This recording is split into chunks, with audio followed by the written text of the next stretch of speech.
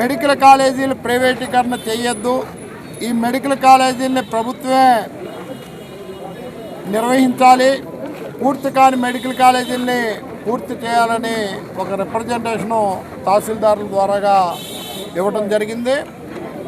మరి మెడికల్ కాలేజీలు గత ప్రభుత్వం జగన్మోహన్ రెడ్డి గారి హయాంలో 17 మెడికల్ కాలేజీలు మంజూరు చేయించి నిర్మాణం ప్రారంభించి అందులో 5 మెడికల్ కాలేజీలు పూర్తయ్యి తరగతులు నిర్వహిస్తున్నప్పటికీ ప్రైవేటు వాళ్ళకి ఇచ్చేయాలని ఈ ప్రభుత్వం చేస్తున్న దురుద్దేశన కార్యక్రమాన్ని మేము ఖండిస్తున్నాం.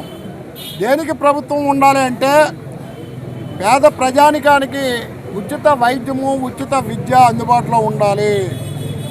ప్రైవేటు వారిని భాగస్వాములు చేస్తే వారు పెట్టిన పెట్టుబడికి 4 10 సంపాదించుకోవడానికే చూస్తారు తప్ప పేద ప్రజానికానికి విద్యని, వైద్యాన్ని ఇవ్వరని వైఎస్ఆర్ కాంగ్రెస్ పార్టీ అభిప్రాయపడుతూ ప్రజల్లో ఈ విషయాన్ని ప్రజలకు కూడా తెలియజేసి ప్రజలందరి సహకారం కోరుతూ ప్రజలు సంతకాలతో 1 కోటి సంతకాలు ఈ రాష్ట్రంలో సేకరించి గవర్నర్ గారికి ఇచ్చి కేంద్ర ప్రభుత్వానికి విషయాన్ని తెలియచేయాలని ఒక ఆలోచన చేస్తున్నాం.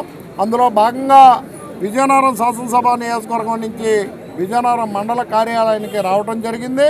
మరి వచ్చిన తర్వాత తహసీల్దార్ గారు అందుబాటులో లేరు.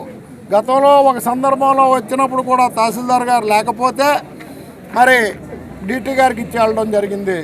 అంటే తహసీల్దారులు అందుబాటులో లేకుండా నేను చేస్తున్న కార్యక్రమాన్ని నీరు కార్చాలని ఈ ప్రభుత్వం చేస్తున్న ప్రయత్నాన్ని కూడా ఖండిస్తూ వైఎస్ఆర్ కాంగ్రెస్ పార్టీ ఏదైనా ఒక కార్యక్రమాన్ని చేపట్టింది అంటే ఆ కార్యక్రమాన్ని సఫలీకృతం చేసే ఆలోచనతో ఉంటుంది.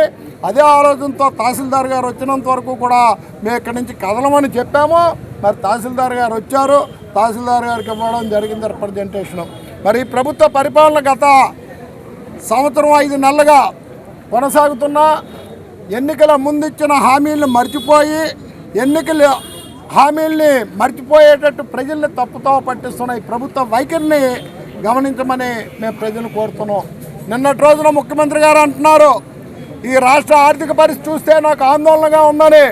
ఏమి ఎన్నికల ముందు నువ్వు సీనియరు ముఖ్యమంత్రిగా అప్పటికే 10 సంవత్సరాలు ముఖ్యమంత్రి చేసిన అనుభవం మీకు లేదా చంద్రబాబు నాయుడు గారు అని అడుగుతున్నాం. ఎన్నికల ముందు ఈ రాష్ట్ర ఆర్థిక పరిస్థితులు మీకు తెలియదా అని అడుగుతున్నాం. అనేక సందర్భాల్లో 6 లక్షల కోట్ల రూపాయలు రుణాలు చేశారు, అప్పులు చేశారు వైఎస్ఆర్ కాంగ్రెస్ పార్టీ ప్రభుత్వం అనేటప్పుడు 6 లక్షల కోట్ల అప్పులు నిజంగా జరిగితే రానున్న కాలంలో మీరు ఏ విధంగా ఈ సంక్షేమ కార్యక్రమాలు ఇవ్వచ్చు అనే ఆలోచన మీరు చేశారంటున్నాం. ఈరోజు కేవలం మీ కళ్ళబొల్లి మాటలు చెప్పి మీరు ఇచ్చిన హామీలు ప్రజలకి అందుబాటు చేయలేక చేతకాక ప్రజల్ని తప్పుతో పట్టించే ఆలోచన చేస్తున్నారు.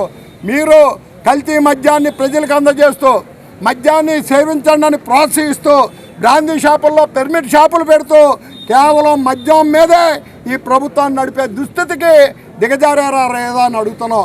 కల్తీ మద్యం వల్ల ఈ రాష్ట్ర ప్రజలు అనారోగ్య పాలు అవుతున్నా కూడా మీరు ఇస్తున్న 99 రూపాయల విషాన్ని పేదవాడు తాగి అనారోగ్య పాలయ్యి హాస్పిటల్ పాలు అవుతుంది నిజం కాదా అని ఈ ప్రభుత్వాన్ని మేము అడుగుతున్నాం. నిజానికి వాస్తవానికి జగన్మోహన్ రెడ్డి గారి పరిపాలనలో నవరత్నాలు అందుతూ ప్రజలు సుఖంగా సంతోషంగా సంక్షేమంతో బాగున్న రోజులు ఇప్పుడిప్పుడు మళ్ళా ప్రజలు గుర్తు చేసుకున్నారు.